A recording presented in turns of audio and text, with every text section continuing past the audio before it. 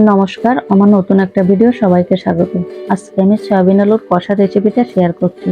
বাড়িতে থাকা সাধারণ কিছু মশলাপাতি দিয়ে এই রেসিপিটা আমরা বানিয়ে নিতে পারি। এখানে প্রথমে আমি আলুগুলোকে হালকা করে ভেজে তার সাথে সয়াবিনগুলো ভাজি করে নেব।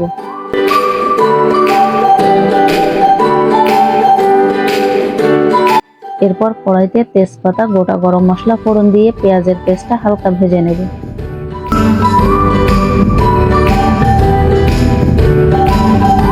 কিছুটা ভাজা হলে আদা রসুনের পেস্টটা দিয়ে দেব। এরপর শুকনো ঝাল জিরে বাটা দিয়ে কিছুক্ষণ ভেজে পরিমাণ মতো হলুদ লবণ দিয়ে দেব।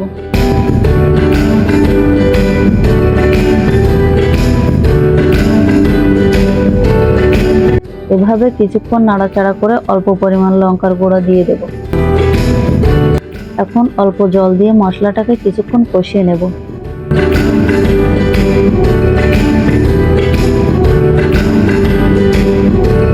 এরপর এটাতে টক দই দিয়ে দেব। টক দই দিয়ে মশলাটা ভালোভাবে কষানো হলে আগে থেকে ভেজে রাখা আলু সয়াবিনটা দিয়ে দেব।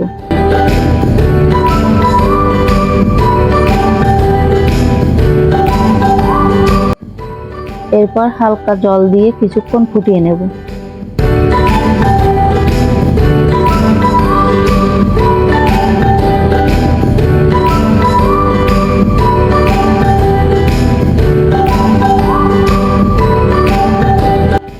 এবং নামানোর আগে অল্প পরিমাণ গরম মশলা গুঁড়ো দিয়ে দেব।